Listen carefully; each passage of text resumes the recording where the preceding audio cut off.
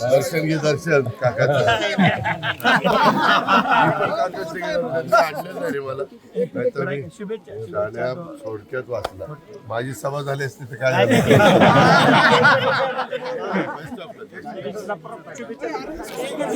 त्याला का आपल्या इथं एक पद्धत आहे, मराठी संस्कृती आहे. आपण वडीलधाऱ्यांचा आम्ही पण जर लवकर आलो असतो काय आमच्या त्या पोलिसांनी सर्व आम्हाला शहाण्यांनी तिकडेच नेलं नाही तर कदाचित साहेबांची आमची पण इथं गाठ पडली असती. मी मुश्रीफ साहेबांनी आमच्या सचिननी मकरनामा आम्ही सगळ्यांनी दर्शन घेतलं असतं. आपल्यामध्ये वडीलधाऱ्याचं दर्शन घेतात.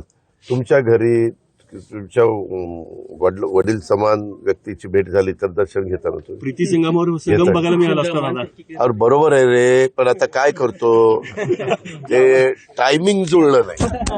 पाया मी माझे ते काका आहेत म्हणून मी पाया पडलो. विचारामध्ये भिन्नता आत्ता तरी आहे.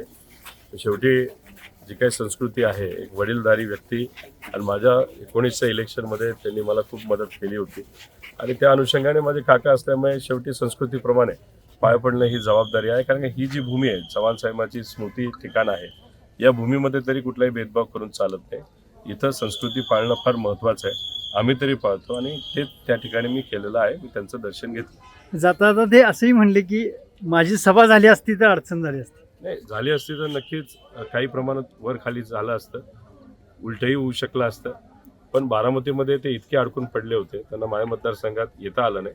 पण शेवटी ते मोठे नेते आहेत, निर्णय त्यांचा होता. पार्टी त्यांची आज आमदारकी जर बघितली सगळ्यात जास्त आमदार हे त्यांच्यामध्ये तिथं निवडून आलेले, चांगली गोष्ट आहे. मी त्यांचं अभिनंदन सुद्धा केलेलं आहे.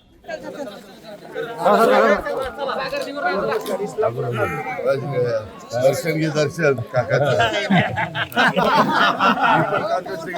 आणलं रे मला काहीतरी गाण्या थोडक्यात वाचला. माझी सभा झाली असती तर काय झालं.